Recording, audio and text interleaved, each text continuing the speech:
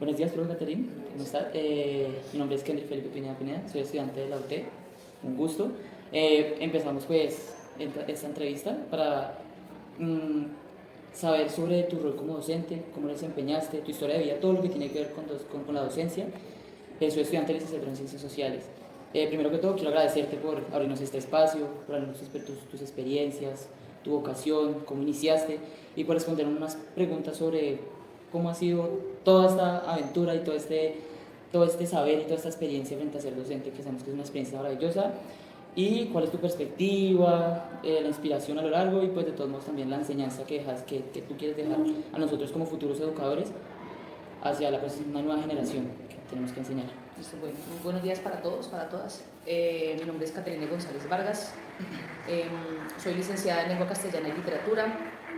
Tengo una maestría en Educación, nombrada en el magisterio en el sector oficial hace 8 años y me desempeño en la educación hace 11 años. Egresada también de nuestra gloriosa Universidad del Tolima. Licenciada desde el inicio, convencida profundamente de que necesitamos en la educación personal idóneo y comprometido con la transformación de una sociedad. Y bueno, ese es como hemos trabajado en el sector privado, en el sector público. Tengo experiencia también algunos años con la comunidad con discapacidad. Soy docente bilingüe en lengua de señas colombiana. Trabajo con la comunidad sorda del Tolima hace 8 años. Y pues en la tarde me desempeño como docente del sector oficial en el área de humanidades de lengua castellana. Interesante. Bueno, comenzamos con la primera pregunta. ¿Cuál fue tu motivación para convertirte en docente y cómo influyó en tu elección de carrera? Bueno, para nadie es un secreto que todas las carreras de licenciatura tienen diferentes, es decir, los maestros llegan a ser maestros a través de diferentes caminos. Y en mi caso, la motivación inicial fue la literatura, no la docencia en sí misma, sino el texto literario. Y en ese momento, en la universidad, la única carrera que tenía un componente importante de literatura pues era la licenciatura. Sin embargo, para una persona como yo, pues era casi imposible evitar ser seducida por el ejercicio pedagógico y lo hermoso pues que brinda la satisfacción también enorme que es ser maestro o maestra. Es como que la carrera lo enamora a uno en el transcurso y pues el ejercicio sí termina de confirmar que uno está profundamente enamorado de lo que hace. Entonces inicialmente esas motivaciones tenían que ver con el arte, pero durante la carrera, que tiene un componente importante en lo pedagógico, pues pude vivir la experiencia y enamorarme muchísimo de lo que es ser licenciado o de lo que es ser, en este caso, pues maestro. Esa fue como la elección, fue de esa manera. Sí, claro. Bueno. ¿Cuántos años le has dedicado a la docencia? Yo llevo 11 años de ejercicio en la docencia, 3 en el sector privado, 8 en el sector público, alternado entre la educación con niños sordos y la educación con chicos oyentes en el área de lenguaje, de humanidades. Bueno, interesante, pues muy bacano. ¿Qué te atrajo específicamente a la enseñanza en este nivel educativo, preescolar, primaria y secundaria? Yo creo que la vida lo va uno enrutando de acuerdo a los perfiles que uno tiene. Desde siempre me ha gustado trabajar con los jóvenes, con los chicos más grandes, porque siento que en ellos hay una fuerza vital con la que yo me siento profundamente identificada. Siento que ellos tienen la capacidad de reconstruir un poco las heridas de la sociedad que hemos dejado tal vez nosotros, la generación que le antecedemos. Creo que la juventud representa resistencia, lucha, creatividad, reflexión. Confío profundamente en las generaciones futuras, por eso el nivel educativo para mí es ese, donde siento que hay esa recepción de las ideas con las que yo, digamos, las ideas que comparto respecto al mundo. Me siento muy identificado con los muchachos que se encuentran en los grados superiores. Siento que además de eso, en ese ciclo de grados que es 10º y 11, que es el grado que empalma entre la escuela y la universidad, pienso que se necesita mucha orientación, porque elegir una carrera no es un ejercicio sencillo, porque es un ciclo donde los muchachos aún tienen muchísimas dudas de lo que van a hacer con su vida, porque existe la presión social del éxito académico. Entonces el IFES genera algunos impactos a veces negativos en las personas y los desinfla de muchos de sus sueños, y hay que tener, digamos, docentes ahí que sostengan un poco esos sueños a veces que parecieran frustrados por el IFES y volver a retomarlos e impulsarlos alcanzar esas metas que ellos buscan. El ciclo de grado décimo y once es un ciclo complejo, muy diverso también, porque ahí también se están gestando diferentes problemáticas de salud mental que requieren también una atención donde el estudiante se sienta seguro, donde el estudiante se sienta escuchado, donde el estudiante se sienta comprendido. Y dentro de los perfiles de los maestros, pues digamos que algunos maestros nos sentimos un poco más identificados con eso, y otros maestros también son muy avisados pues, en otro ciclo de grados. La primaria me parece un área de trabajo, de desempeño laboral muy difícil. Yo a mis compañeros de primaria les tengo una admiración profunda, porque me parece que desarrolla ese ciclo, necesita personas con mucha astucia, con mucha inteligencia emocional para trabajar con los niños, con mucha paciencia, y pues dependiendo de cada grupo de grados es que uno como maestro se perfila, pero desde siempre, desde el inicio, siempre me ha gustado trabajar con el ciclo de los grados décimo y once. ¿Cuáles fueron tus periodos de formación durante tu etapa de estudiante, tanto como en el colegio y en la vida universitaria y posuniversitaria? ¿Qué aspectos de tu formación académica consideras más relevantes para tu desarrollo como docente? Yo creo que la presencia de la música en mi vida atraviesa todo lo que soy yo como docente. Desde estaba en sexto de bachillerato, bueno, sexto, sí, cuando empecé a tocar instrumentos de música folclórica, y eso me conectó muchísimo con el arte. Y entendí entonces que pues, la sensibilidad era una de las cosas que menos se desarrolla en los colegios. Son a veces aspectos del ser humano que no son tan importantes porque pareciera que la vida académica termina siendo más importante que cualquier cosa. Entonces la prioridad de los colegios son las notas, son los resultados, son las evaluaciones, pero esa otra parte a la que poco se le dedica tiempo pues no es tan apreciada en la vida académica. No, a veces no entendemos que primero necesitamos que un estudiante esté bien para que luego tenga un mejor desempeño. No es esa la relación a veces que establece la escuela con el estudiante. Y en ese orden de ideas, pues mi familia me facilitó, en medio de la precariedad de los recursos y de los pocos estudios tal vez que tuvieron mis padres, pero el inmenso amor que me profesaban, me permitieron vivir la música folclórica, y eso fue revolucionario para mí, porque entonces yo no hacía parte de esos niños o niñas que están en la calle todo el tiempo o que tienen otro tipo de, sino que me conecto con el arte desde muy joven. Entonces, esa sensibilidad que desarrollé, digamos, en esa etapa es lo que me permite hoy entender la docencia por fuera de un marco estrictamente evaluativo, de un marco estrictamente normativo. Digamos que esa etapa la viví en el colegio, luego viene la universidad. Para entrar a la universidad tuve que tomar una decisión pues, que fue difícil, y fue separarme un poco de lo que más amaba en ese momento, que era la música. Entonces la universidad es muy demandante en tiempo, y ser artista también es muy demandante en tiempo. Entonces, en ese momento mi familia me dice, bueno, o sigues tocando o la universidad. No, mami, yo necesito ir a la universidad. Entonces me distancio mucho de la música con los años, pero encuentro en los libros ese refugio, y en la docencia también, digamos, esa identidad que yo tenía por lo sensible del mundo. Aparte, ¿has participado en algún proyecto pedagógico educativo?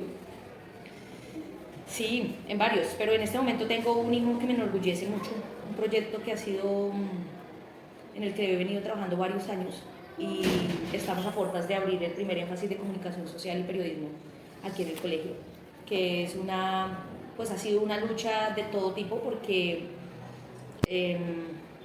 no es fácil llegar a abrir nuevas opciones, tal vez en lugares donde siempre se ha hecho las cosas de cierta manera, pero contamos aquí con un rector que se dio también la posibilidad de discutirlo con los maestros, y pues ya tenemos un convenio con la Universidad de Tolima en la Facultad de Comunicación Social. Yo vengo desarrollando hace varios años un trabajo con cortometrajes y documental, cine documental en el colegio, y pues producto de todas esas experiencias que hemos venido recogiendo a nivel audiovisual es que hoy podemos tener, justamente estaba ahorita unos minutos antes en una reunión con el jefe, porque vamos a abrir aquí nuestro primer énfasis de comunicación social. Yo creo que ese es el proyecto educativo institucional que va a ser aquí el hijo que dejaré para este colegio, y pues siempre que uno se vincula con un proyecto de estos tiene que tener una motivación enorme, porque es bastante trabajo, es 3 veces más de trabajo de lo que normalmente tienes como maestro, y pues implica un esfuerzo mayor, pero una satisfacción enorme para la primera promoción. Sí, que claro. salgan en comunicación social. Va a ser muy bello. ¿Qué corriente filosófica inspira sus acciones y qué te motivó a participar o integrarse en las actividades que brindaron las experiencias pedagógicas gratificantes? Pues yo soy completamente identitaria con, digamos, como las pedagogías latinoamericanas, principalmente a Paulo Freire. Me parece que la escuela no solamente es adentro, sino también es afuera, es la calle. Yo soy de las maestras que saco a los estudiantes a las marchas, que los invito a cine, que les hago invitaciones a conciertos, que pienso que la educación popular tiene una fuerza enorme y en ese orden de ideas pues tratamos desde la escuela implantar ideas que permitan que los estudiantes encuentren su libertad y su autonomía, porque a veces pues da la sensación de que la escuela es más coercitiva que, pues, que sembrar en los muchachos esa experiencia de libertad. Pues ahorita también mi compañero Jason tiene unas preguntas bastante interesantes para hacerle sobre la entrevista y le agradezco mucho su tiempo. No, con Siempre todo es un gusto. gusto. Muchas gracias. Estudiante de la licenciatura y pues me gustaría escuchar voces de personas con más cancha, digámoslo así, en este tema, en que me gustaría como aprender y como socializar un poco acerca de eso. Una pregunta muy interesante sería y que acerca de este confinamiento que tuvimos, acerca de todo este tipo de cosas, ¿se te hizo fácil como adaptarte a esa educación virtual? No, yo creo que ni a mí ni a nadie, porque los maestros creemos en la necesidad de tener al alumno presencial. Me hace mucha falta verlos todos los días aquí en la rutina del colegio, uno los ve, yo creo que a veces más tiempo de lo que los ve las propias familias. Entonces la cercanía física, el verlos sonreír, el hacer una demanda de pereza, de sueño, de hambre, todas esas cosas hacen parte de la cotidianidad del colegio. Y quitado todo eso, se queda solamente uno con el aspecto de la pantalla. Entonces, claro, avanzamos en el uso de las herramientas tecnológicas, pero retrocedimos un poco en lo enriquecedor que es el proceso de socialización en el colegio. Nosotros los maestros y maestras nos hizo muchísima falta sentirlos en las aulas y yo sé que los estudiantes también no vivieron de la misma manera la pandemia. ¿Tú crees que ha cambiado la educación después de eso para un bien o para un mal? Yo pensé, por ejemplo, como les decía anteriormente, que íbamos a enfocarnos un poco más en la parte humana porque la cantidad de problemas de salud mental que tuvimos en la pandemia fueron enormes. Detonaron en ellos, en los estudiantes, depresión, ansiedad, trastornos alimenticios, trastornos del sueño, problemas más graves como intentos de suicidio, anorexia, bulimia y un montón de cosas más que pasaron durante la pandemia. Entonces, teniendo esa experiencia, yo me imaginé que el regreso al colegio iba a ser mucho más enfocado a desarrollar o a ser más consciente los problemas de salud mental. Y siento que no, siento que seguimos en la misma onda de las pruebas estandarizadas, de los resultados, de las cifras, y pues en ese sentido siento que realmente hubo una reflexión muy corta. En este momento, ¿o crees que en tu transcurso de docente, qué prácticas pedagógicas has utilizado? Pues prácticas pedagógicas, yo soy muy ecléctica. ¿O algunas herramientas? Sí, yo trato de tomar de muchas cosas dependiendo de... trato de no dar nunca una misma clase. Es importante entender que aunque tengas 3 once, los 3 grupos son diferentes y emocionalmente conectados entre ellos diferentes. Entonces hay actividades que pueden funcionar con unos y con otros hay que hacerles algunos ajustes porque están en discordia, y con otros hay que fortalecer más otros aspectos.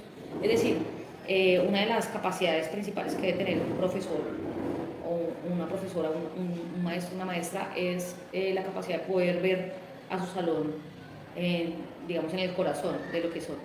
Si tú simplemente preparas una clase con la idea de que tienes 35 seres humanos ahí sentados y no tienes en cuenta nada más, pues básicamente la clase, los muchachos van a sentir que es una clase común y corriente. O sea que básicamente es como lo mismo de estar sentado frente a una pantalla y comprar un curso de algo, no sé. Y pues ya creo que por terminar, nos dejarías, si nos puedes hacer el favor, una reflexión para aquellos compañeros que nos están escuchando. ¿Qué reflexión le darías a estos futuros educadores? Primero, que valoren lo que escogieron, que nunca sientan que su carrera está por debajo de otras carreras que tienen un estatus social diferente. Porque mientras el abogado puede llenar sus cuentas mucho más rápido que nosotros podemos llenar el corazón mucho más rápido que ellos. Y en ese orden de ideas, la docencia es un acto de amor al otro y tú vas a entregar lo que como estudiante encontraste, motivación, digamos. Vas a tratar de darle a tus estudiantes lo mejor que puedas porque sabes que lo necesitan. Es una carrera de mucho compromiso, de mucha disciplina. La felicidad de los estudiantes termina siendo de muchas maneras un logro personal porque sabes que pudieron avanzar también de alguna manera con lo que tú contribuiste en un descanso, en el transcurso de las clases. Es muy satisfactoria esta carrera. Decirles que si tienen ideas distintas se van a encontrar con mucha resistencia en los colegios, que si ustedes son personas distintas también van a encontrar esa resistencia y que no se desanimen nunca, que nunca piensen en que no pueden hacer lo que sueñan, porque hay otras personas que se les interrumpen, pues se les atraviesa en el camino, sino que busquen la manera de hacer eso que sueñan una realidad sin necesidad de estrellarse tanto, porque el primer error que tenemos los egresados, tal vez más jóvenes, es ir en contra de las políticas del colegio, ir de frente contra... No es necesario. Yo creo que encontramos la manera de navegar con la institución y poder ir realizando los proyectos, por ir desempeñándose de manera autónoma en las clases y poder ir construyendo lo que quieres como maestro a través de una forma tal vez menos tóxica para ti, porque a veces los maestros nos enfermamos de sentirnos frustrados un poco, pero eso sucede hasta el momento en que te sacudes la cabeza y decides, no, tal vez no sea esta la manera, sino es otra. A los futuros licenciados, pues decirles que ellos deben de ser el maestro que ellos alguna vez soñaron, que es importante no perder de vista que ustedes pueden ser los que germinen la semilla de los futuros maestros que les siguen en generación. Y que están en la mejor universidad del departamento de la Universidad de Tolima. Profe, solamente queda agradecerte muchísimo por este espacio y por contar tus experiencias y como tu perspectiva de la educación. A ustedes muchas gracias, Muy bien. deseándoles que estén muy bien.